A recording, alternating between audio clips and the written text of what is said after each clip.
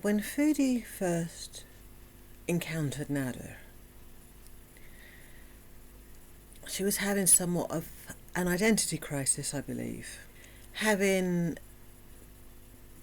relatively recently finished a very stable, it's a very mundane, uneventful, long-term relationship. She didn't know exactly who she was. She knew herself as a live-in partner for somebody who was unavailable the most of the time, so only a couple of steps up from living by yourself. Very disastrously decided that instead of adjusting to being single, just to immediately throw yourself into dating again is something that isn't necessarily a good idea, especially if your history is a 7-year relationship immediately into another relationship that lasted about the same time during your 20s and 30s. You don't have an idea of who you are as yourself. You know who you are in terms of being a partner to somebody. Partner being a very subjective word. Just because you're with somebody doesn't mean you're literally partnering them. I don't think that Foodie knows how to partner someone, and I mean that with no particular judgment, but speaking as a person who was raised in a single parent household, I did not grow up seeing a functioning couple and how a relationship is meant to look like. I didn't see how adults should interact with each other and how a relationship should be. Would explain why I had a history of not pursuing, choosing, involving myself with necessarily the most complimentary of people, I think is the politest way that I can put it. Now, having been properly single after, like Foodie, a series of long-term relationships, I have come to realise that being by yourself and learning how to function as a single person is an incredibly important life lesson. And it is a life lesson that Foodie has not experienced because she won't allow herself to experience legitimately being single. Now, she might argue that after BB and before Nader and now Salah that she was single, but she wasn't, because she was still pursuing relationships, engaging in dalliances, for want of a better word. Reportedly, obviously, because we only know about what she said she was doing and who she said she was doing things with and what she said she was doing when a motorcycle glove and crash helmet doesn't prove the existence of a man sleeping upstairs. It just proves that you have a motorcycle glove and a crash helmet in your house. I have a walking stick with a skull head. Doesn't mean I have a vampire in my bed. Because Foodie doesn't know how to be independent, single, this post BB episode with the date naps and everything was very detrimental to her sense of identity and self, because Foodie appears to have decided that her value as a female is basically down to how attractive she is perceived by the opposite sex. She doesn't put much emphasis on character or personality or any other human qualities that people would like to be liked for. It's about her desirability. Now, this I can understand, because a very unfortunate first encounter for me twisted my sense of self, my sense of value, and what was my redeeming quality in the eyes of the opposite sex.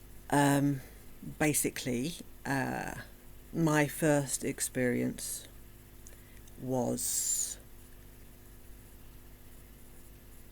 let's just say, I was physically unable to consent due to intoxication.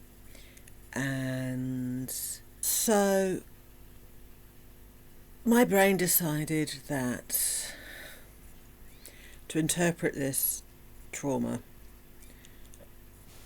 as in associated with being drunk with giving myself freely to people, and subsequently my value, as far as I was concerned, was that what my biggest contribution to relationships was to be desirable and sexually available, and that my role was to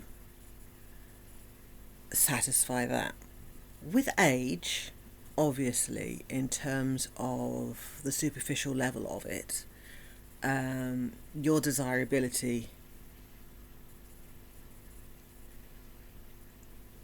your personal, I'm not going to say, I'm not in, I can't, I mean, it's not up to me to decide whether people should find me attractive or not. It's not my decision, it's not.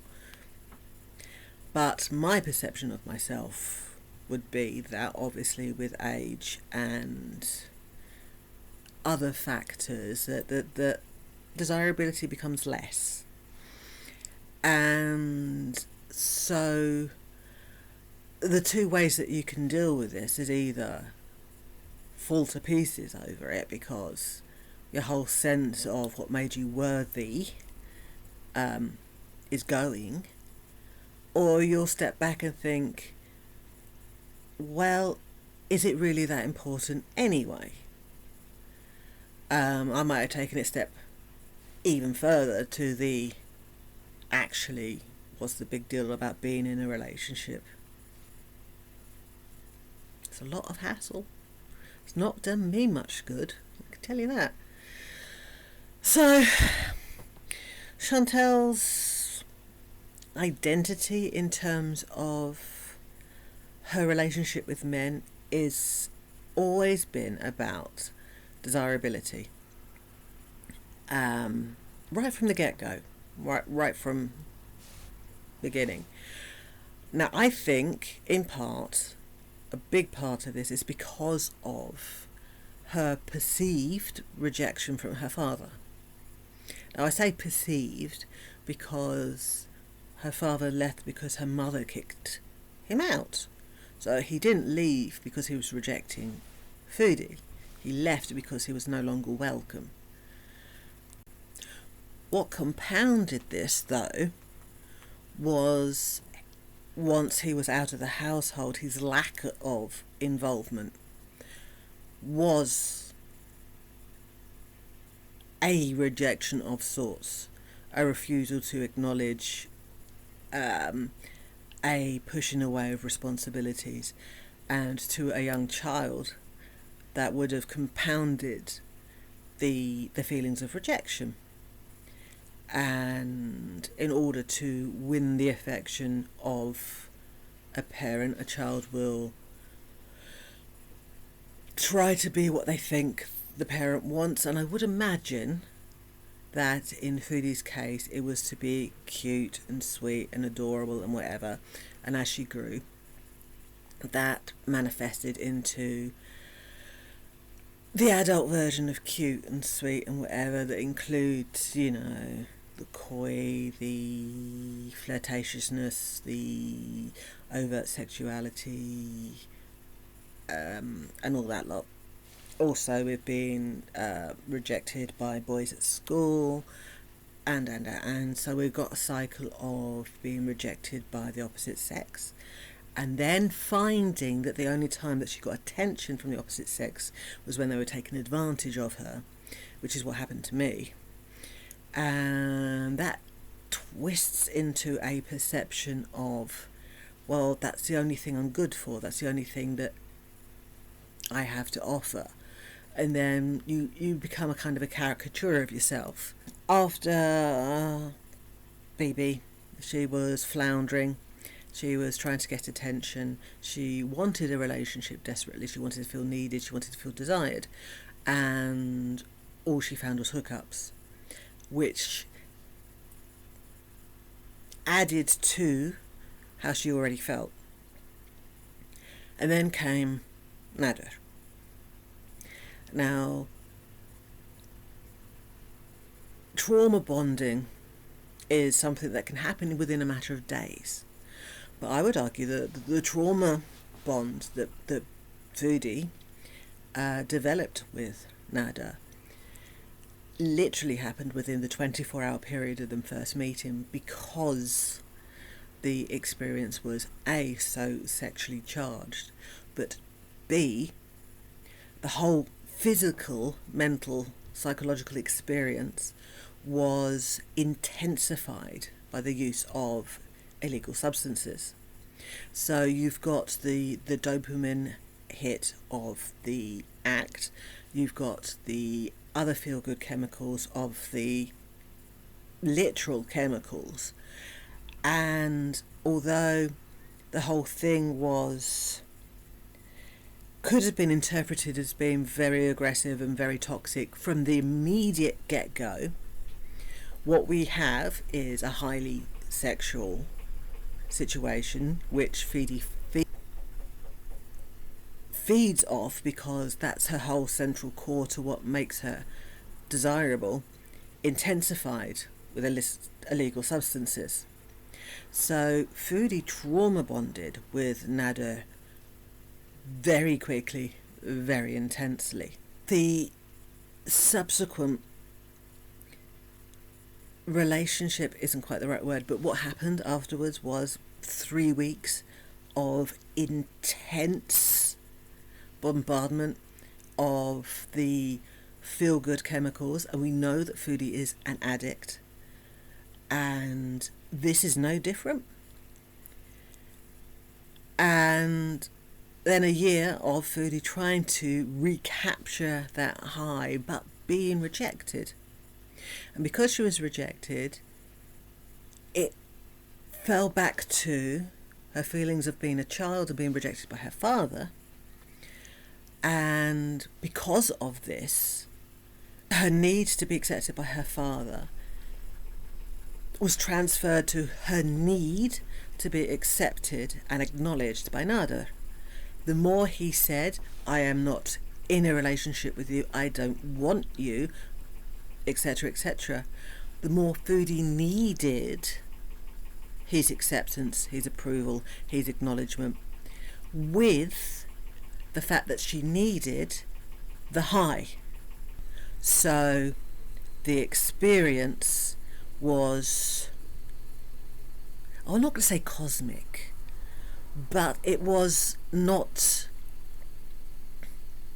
it was psychologically confusing. It was artificial in terms of the chemicals that your brain was making, because that you were putting the chemicals in your brain with the illicit drugs, and therefore your brain associates the whole thing with this bombardment of dopamine, serotonin, endorphins, whatever. And so Foodie basically became addicted to Nader, along with the psychological complication of he was behaving in the same way that she felt as a child her father did. And the reason that Foodie can't let go is because she's still seeking the acknowledgement from Nader that he loved her, that he cared for her, and that they actually had something. Basically, what I'm saying in a nutshell, very, very badly, is whether you like it or not, Foodie, Nader is the love of your life, because you are addicted to the feelings you had when you were with him on drugs. Okay? He always will be, and nobody else is going to compare in terms of the feelings you had, because those feelings were artificially heightened. You need to realize that that wasn't real. There was no genuine anything right from the very, very minute you met, because everything was artificially exaggerated. And you have to understand that you will not get over this because he won't acknowledge you, and therefore you're going to have to let go of the need for Nader to acknowledge he loves you and to acknowledge he was with you.